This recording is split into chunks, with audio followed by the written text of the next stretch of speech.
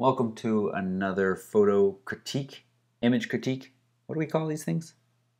Image critique. Image critique from the Digital Photo Recommendations Facebook page and anywhere else. Flickr, 500 pics.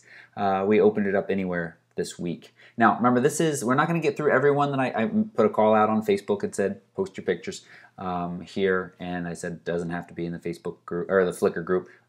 Only one. Some of you didn't follow those directions. We are only critiquing one, and we're only going to critique the first, I think, 15 or so that were submitted, maybe 17, because of time constraints right now. But we will get to the rest of those. They will probably wait, though, until after our next photo assignment, because people are saying, hey, when's our photo assignment due? Because we kind of said it was due soon, and we've been pushing that back because we are literally still sitting within a pile of boxes, and we've got a lot of work to do. But we wanted to bring you this, and we're going to jump right into it now, and we're going to go through, and let's just start. And we got this first one here by Andrea on Flickr, Horseshoe Falls. I was really excited. I was going to say, where in the U.S. is this? Because I'm on my way, and then I saw that it's in Australia. Yeah, Tasmania.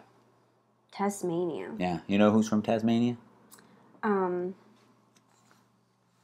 That cartoon character. Yep, that's all I got. That's sad. That's all I really know. Okay, so this is a really lovely image. I mean, it's very lush, as Paul commented. You did a slightly slower shutter speed to give that a little bit of silkiness to the water. I think personally I would go even a little bit slower, just to smooth out in a couple places. But at the same time, Christina, you were shaking your head no? You like? I think it's perfect. I think you can get the idea that the water's flowing and you don't have any movement of the leaves. I feel like you could easily get some motion blur out of the leaves if you leave the shutter on for too long. And I love the framing. I feel like I love the look of smooth waterfall images, but I do feel like it's really difficult to make one that's very different the ones that I see are very, very similar. They're in woods that look very familiar. So to me, this stands out because of the vegetation, and it's just really beautiful. And it's framed really nicely. Yeah, I agree. I think I might crop in a little bit over on this dark area here. Yeah, I don't feel like that adds too much, and the composition is still great. Yep. Would still be great. Yep. But good. Yeah. Yep. Good stuff. Nice. And you know, if I don't know how we feel about the little copyright symbol. I think right it's here. fine. You think it's fine? I think just the name is fine. I don't think it needs that as well. I don't know. Isn't it a given? Well, yeah, it is. Aww. All right. JCB's got his little dog. He usually submits macros, so he submitted something that's not a macro for a little change of pace. Cute. It's really cute. I love it. I think it's a great portrait of a pet. I can really tell this doggy's personality, and the framing is great. The composition's really nice. I don't see very many distracting elements at all. I think that there's a couple spots that are a little bit blown out in the background, but I don't think that's a huge deal to me. Well, I think that's something that a lot of beginners really try to avoid. I've talked about this with shooting kind of scenery and your gray skies or your sky that's just blown out and empty. But if that's not your subject, then it doesn't necessarily matter. There are times where it can be distracting. Right. But it's not all of your image has to be perfectly exposed or correctly exposed all the time. Right. Yeah. Okay. Yeah. If we want to get really picky, go ahead and clone this out down here. But otherwise, really nice framing, that it's not centered. The eyes, almost, I was going to say look third split, but I think they're a little bit closer to halfway point. No, it's good. It's great. But it's good. I shouldn't even say but. It's just good. Nicely done. Oh, this is really cool. That's great. I don't have anything to add to this image. I think it's perfect. It's great. Again, if we want to get really picky, this little, this arm out here is out and nice and full, and this arm is or holding something or in a way that makes it look a little different. But that's getting really picky, and the exposure here is just a nice silhouette. Just a little bit of glow around him. Yeah, I did notice that. Did you try to... I don't know. It might just be the glow that... you know what? There might have been a little bit of over clarity.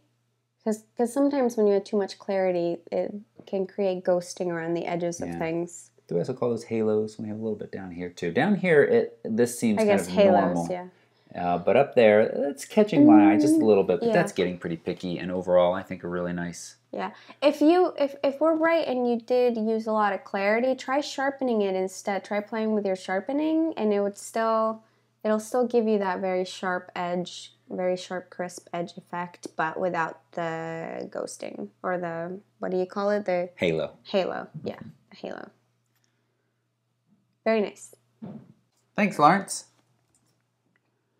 Martine has some boys up on the roof. Now, I'm pretty sure Martine commented, I'm going to look over here on this page, asking for some white balance tips because he's recognizing that his white balance is a little off, and that's something that he commonly struggles with. Yeah, and he also used the circular polarizer here to make the sky pop, and that's great. The sky is great, looks really good. But I do see... Very magenta. Very magenta. So, we've been saying that I was going to do a white balance tutorial for a while in Lightroom.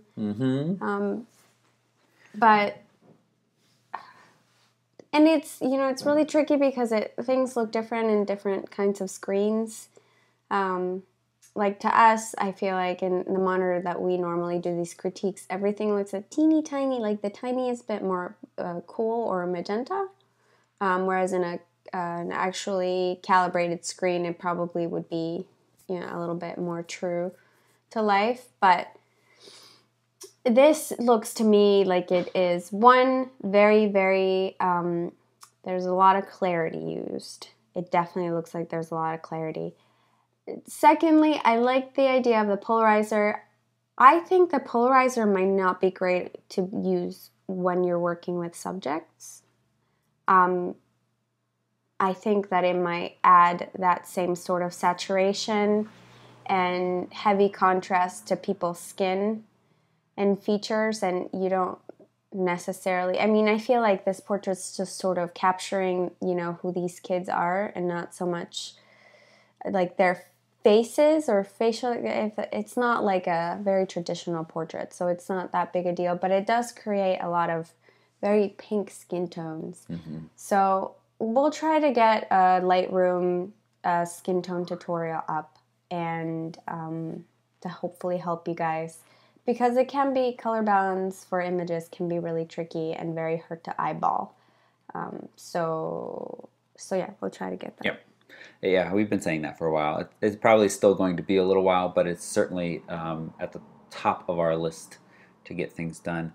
A quick tip, if you're working in Lightroom, and you can nix me if I'm wrong here, Christina, but I think just lowering or the luminance slider on the magenta color tone in your little hue section. Yeah, but that's only when you should only do that after you've already corrected for using a white balance and tint, and if it's still looking magenta because of some mixed light or something like that. So that should be used as a last resort. Right. And one of the nice features of Lightroom 5 is the ability to selectively paint white balance differences so that you can correct in just an area. Right. Okay, we will talk about that. But we got a little distracted in focusing on Martine's comment about that. But overall, composition and exposure, I think, are quite nice here. Yeah. I almost wonder,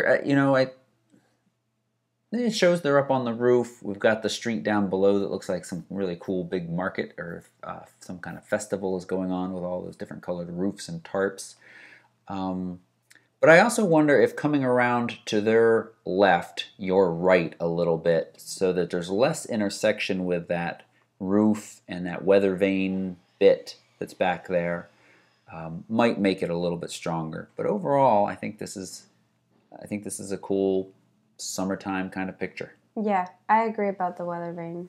It's a little distracting, but props for framing them or framing it between them and not having it come out of one of their heads. That's true. Yep. Definitely props for that. Okay, thanks, Martine. Okay, we've got our first from Facebook. And this is as big as we can make it. So this is Lacey's little girl. Very cute. Really nice cute. light. Nice catch lights in the eye. Yeah, we're looking nice for. Catch lights. Very nice expression. Nice composition. I don't think I have that much more to add, honestly. Yep. The fact that you've put her on the left and she's gazing to the right works very nicely. Yeah. And I think it's a great image. Mm-hmm.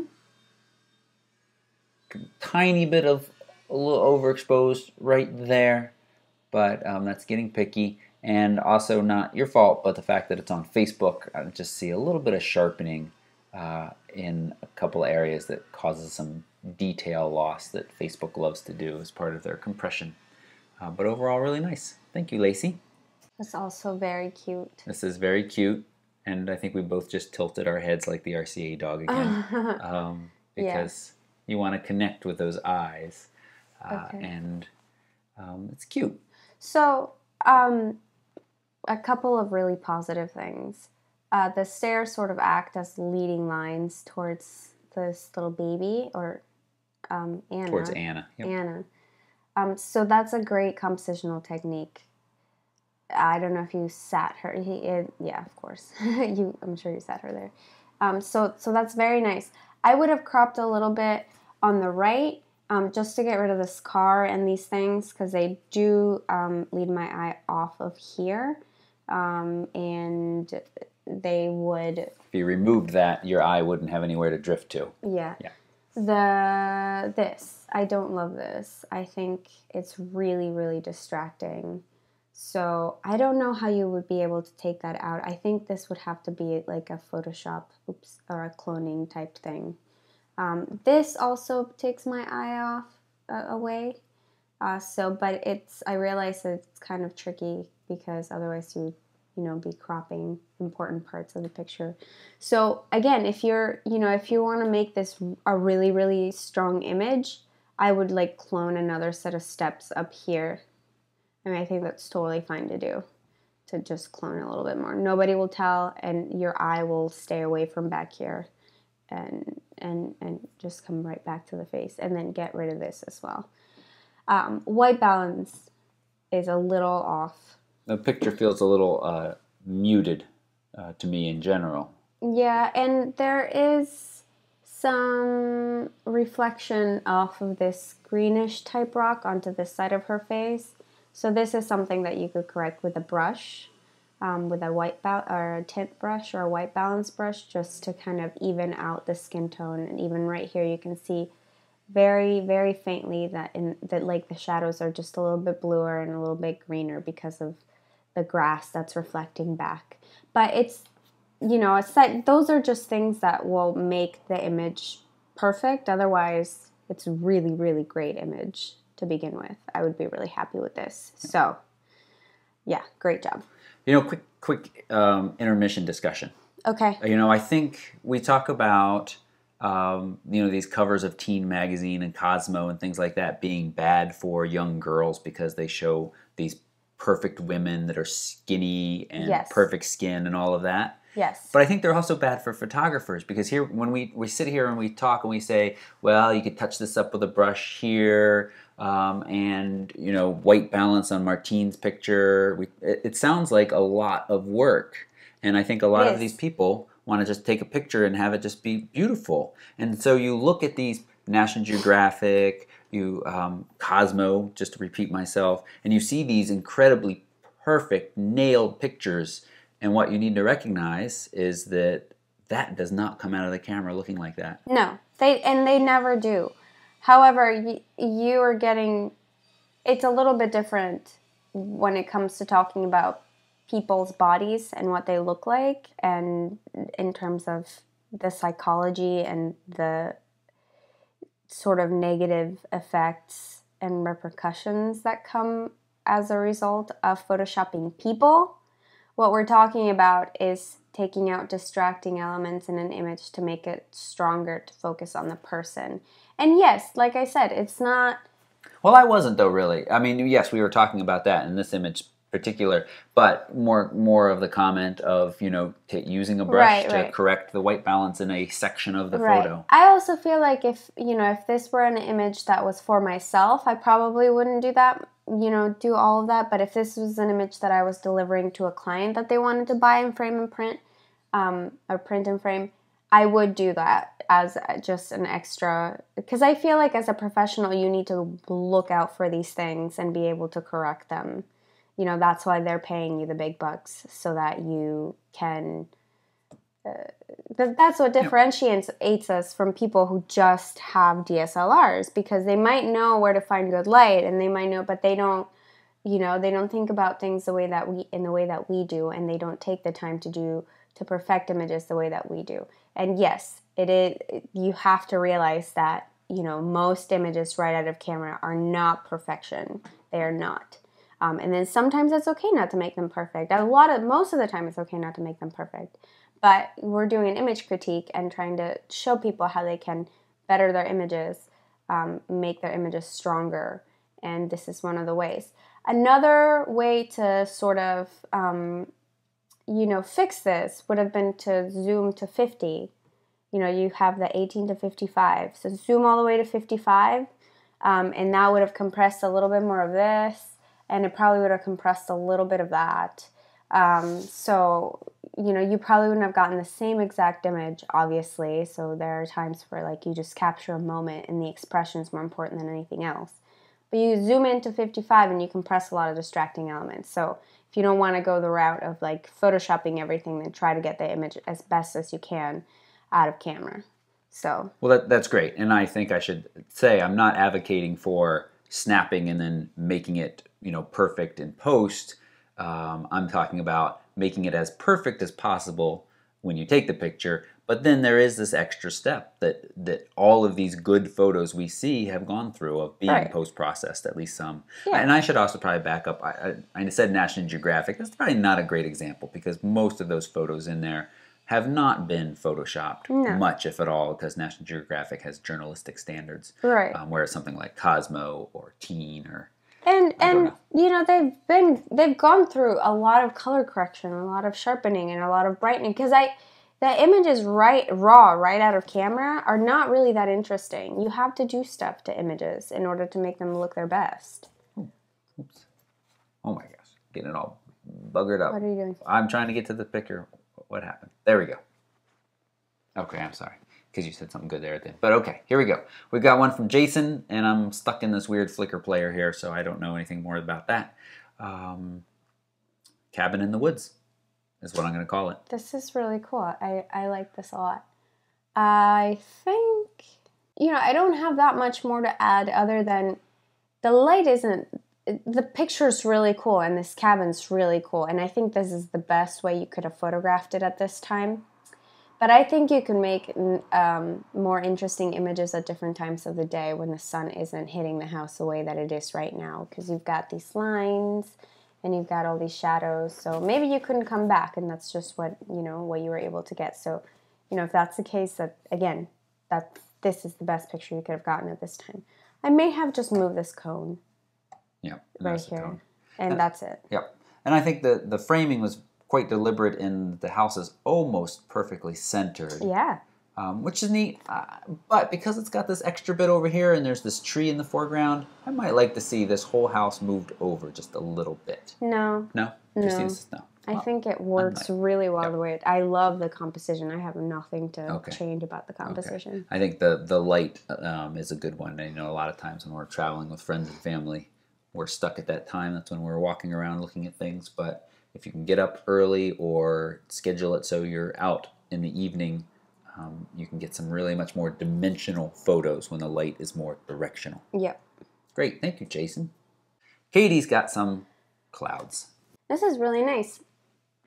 You should print this and frame it and put it somewhere in your house because it's really pretty, just an almost abstract image. I mean, it's definitely not abstract because you know what it is, but it's just a lot of shape and a lot of texture and a lot of contrast, or not a lot of contrast, but yeah, I really like it. The colors are really beautiful. It's a very nice image. I don't think I have anything to add or change about I think, it'd be neat to see a little bit more texture up in this area. But with really nice light hitting here and this colors in here. It's good. Yeah. Nice, Katie. Thanks. David's got one of, I think these are Nissan Altimas. I follow David on Instagram. Okay. And he does like his cars. Mm-hmm. All right, so first thing is, that cone. Yeah. That's super distracting. Secondly, I would have, this is just my preference, so perhaps you just really like this angle or this. I think David picked up a really wide angle lens a couple months ago. But I think it would do this image good to shoot from a longer focal length, just to compress the distance between the car and the bridge and the water. And all of this stuff feels to me like dead space, Maybe if the car were over here, it would kind of balance out all the stuff that's going on here. I mean, it's a cool image. And the exposure is great because it looks like it was shot, at a really bright time of day. And you haven't lost any detail anywhere. So I like that about it. But I might move the car here and sort of balance the picture out, or just cut all of this stuff out altogether because there's nothing interesting really going on here. And then just focus on this stuff right here. Yeah. I agree. Move the car a little bit, longer focal length to compress. I'm thinking of Henry's photo from a couple weeks ago of the portrait by the Brooklyn Bridge. Yeah. And he had used a longer focal length and really brought the bridge in there in the background in a nice way. The white balance in the shadows is very blue, so I might just change the white balance a bit. You see that in the car even. Yeah. Nice. Thanks, David. Roses! I am growing some roses right now, and they are blooming, and I'm so excited about them, so I love this picture. That's very nice. So, first thing I noticed is that, you're shooting at 55, which, we recommended a few images ago to really kind of compress and isolate your subject, and you're shooting at the widest aperture available to you at 55. That's all good, aperture priority. But then I'm looking at this picture. It's really soft. And it's soft. Well, here it looks to me like this is our point of focus, and I'm wondering if you let the camera decide the point of focus or if you decided. Well, I almost noticed that it was soft because of motion blur more so than because of. Oh, okay. And then here's the other thing. Well, I was pointing to, I don't think anybody can always see the mouse, but I was pointing at 1/100th of a second. I don't think we should have had any motion blur for that, unless there could have been some serious wind action. Well, and I think that motion blur, or I guess not motion blur, but the wind can affect the, sharpness of images in a different way than just like creating motion in the image. But if these roses are moving back and forth, it's going to be really hard for you to focus on them if you're super close to them. So I guess the shutter speed wouldn't really affect that. It probably would be your aperture, but you probably want to be this wide, otherwise there's a lot of distracting elements in the back. But yeah, so that's the first thing that really stands out about this image is that it's soft. The flowers, The second thing that stands out to me is I'm not convinced I know what the subject is. Is it this blooming one or is it this bud? Well, I think it's the contrast between the two. That's what I'm going to say. I think this image would have or a vertical composition would have... portrait orientation. Yeah, portrait orientation would do this image good. Or this image would benefit from that. Because you're cutting off a lot of stuff that feels like you just didn't have any room for it. It doesn't feel super intentional. And this is just kind of like, first this is just kind of dead center. And there's this thing that's super distracting. Yep. There's these triangles up here in the corner that are distracting. This stuff is all cool because it's all kind of part of it. I think that works. But yeah, I think, vertical composition would have been a little bit stronger. And then that way, this would have been balanced by that. And then maybe you could have even framed some of these leaves in there some more. So Yep. Good. All right. Aww. Ursula. Rough life. No. That's really cute. It is cute. Shooting raw. What's one of the first raw shots or experimenting with raw, and this is manual exposure. Very cool. So the first thing I noticed is I think the exposure is very good. The white looks white. Remember, a camera is Ursula. If I had to guess, I would probably have said that the camera was telling you that you were overexposing it a little bit. Well, maybe not, because it was also reading over here. But remember, the camera, when you're shooting manual, is going to be suggesting an exposure with its little meter at the bottom of the screen that may not be exactly what you want, because it turns whites to grays and it turns blacks to grays. It's trying to find that middle value. That all said, as I said at the beginning, I think you've done a nice job here. I think the framing is good. I wouldn't have cut off the ears, I think. I would have tried to frame the ears in there. But I do think it's a really cute image. Yeah. Very sharp, good aperture. Yeah. Well, you're shooting at your widest aperture available to you for this, but that whole area is in focus and nicely in focus. Nice. Nice. Thank you. Bjarn. I'm gonna say Bjarn. Bjarn. Mm-hmm. I wish we weren't so American. We had better. Really? Well, just better, abilities to pronounce names that aren't American. Okay.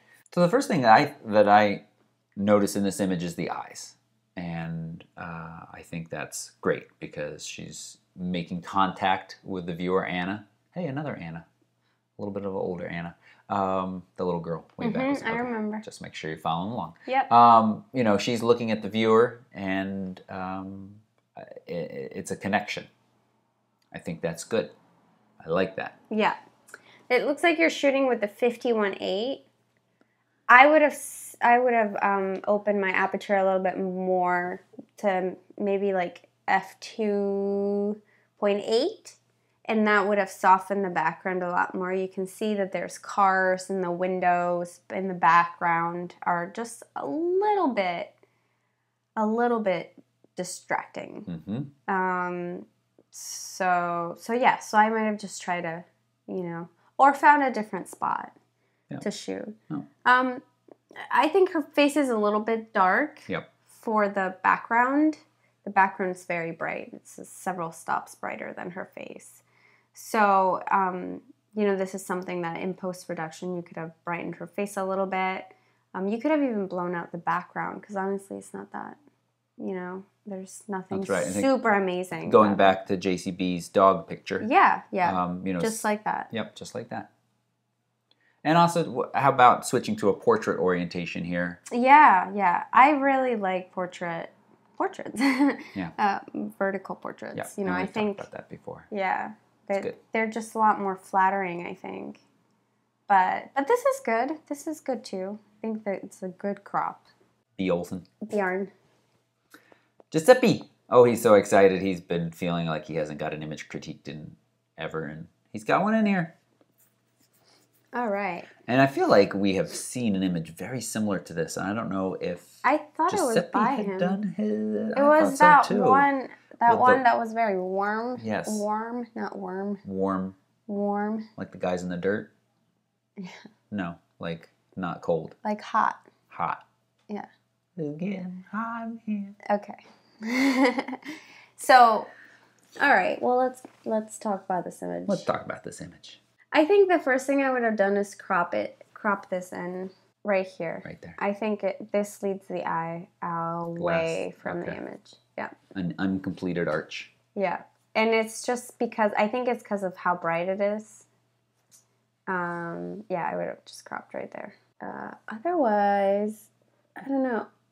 It seems almost like there's, like, did you fire a flash over here to make this brighter?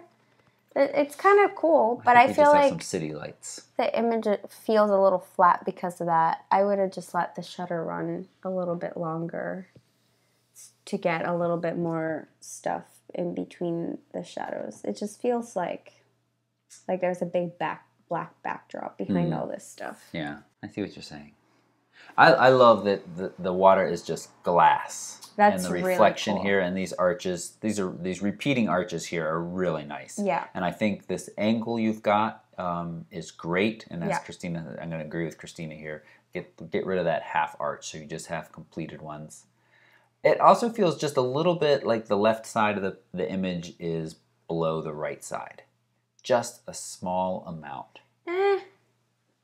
I don't think it No? does. I mean, it might No. naturally, because, and I'm not saying this because this building is up higher. I clearly recognize that's on a hill. Yeah. But it does feel. I think it's really easy to get disoriented when it's an image like this that's shot at such a wide angle. But the reason that you can tell that it's straight is because these poles and all of the Straight. vertical structural elements are straight. So It's a good thing you do this image critique too.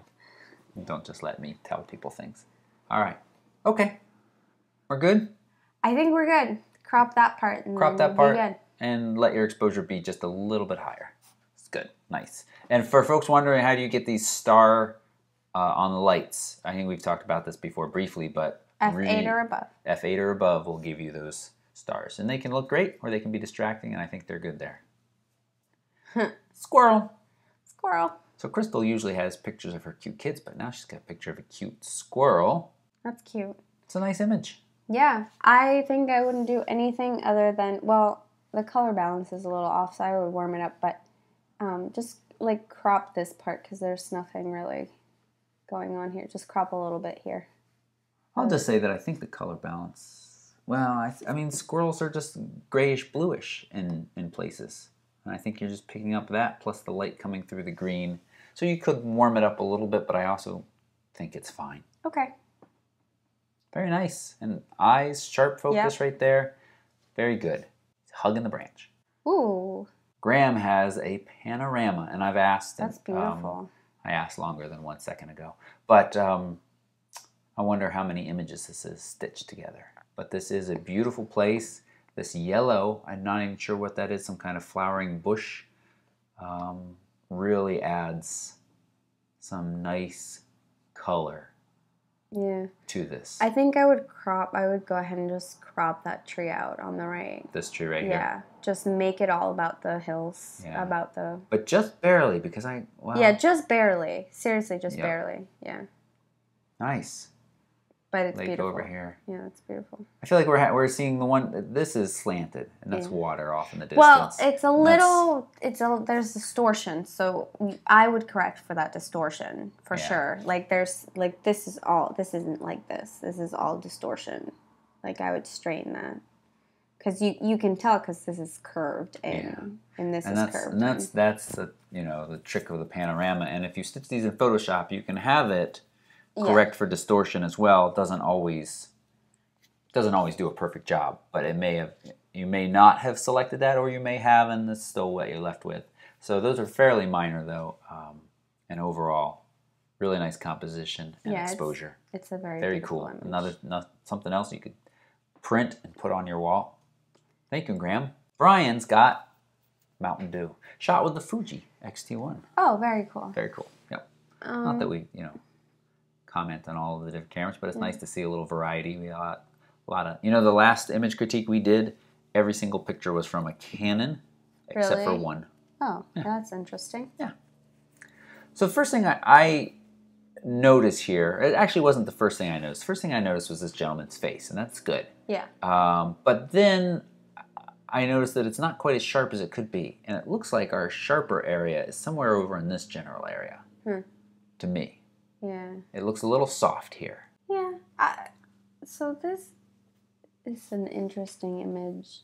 I don't know what I would change about it. Well, I'll say this. I think that this is your subject right here, and it's interesting to see the street off in the back and maybe a bridge or something. I'm intrigued by what that is, and I wonder where this is. But this gentleman here on this bench, and the fact that it looks like he's about to move, or I don't know, it feels like there's something about to happen here that adds some unnecessary tension to the image. And you know, I don't mean to get too artsy fartsy, but that draws me away from this here and this gentleman's pose and his kind of I don't want to say worried face, but just kind of the expression he has on his face, I think, makes this image. Well, I think compositionally, the other man is just, it helps balance out the image. If he wasn't there, then I don't think this image would be as strong. Really? Yeah. I think it would be stronger. I really don't think so. Yeah. Okay. Well, so we both agree that this could be a little sharper here. Yeah, definitely agree with that. Okay. Other than that, I mean, I might crop this off a little bit, but then that would just change the composition completely. So, I don't know. Really? Just cropping it a little bit? Yeah. Just a little bit. Well, you would have to crop enough. And you would have to crop right here. Enough that it would just feel a little bit too cramped. Huh, okay. So. And I will say, you were shooting manual, and at some point, your ISO got high, and then your shutter, you just cranked your shutter speed up to get the exposure you wanted. And this could be a lot lower, and then this could be a lot lower. We've all done that. See a little bit of noise. Yeah, I did that at the last wedding. Yeah. Sorry about that. But yeah, keep an eye on that. And Brian, I think you finished up, and that's it. And we don't need to look at all my Facebook friends. So say so again. So, thank you all very much for submitting. There are more. We will get to those soon, but now you have an assignment. You are out there capturing a big scene and a little scene, and I believe as Roy suggested, we're calling it double take. And then somebody else had another name too that I liked. Oh, double take is really good. Double take, you like that? Okay, good.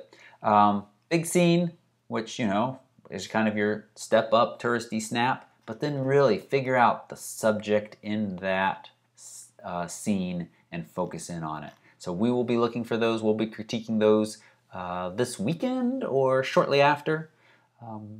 And look for that. Yep. Thanks so much for watching.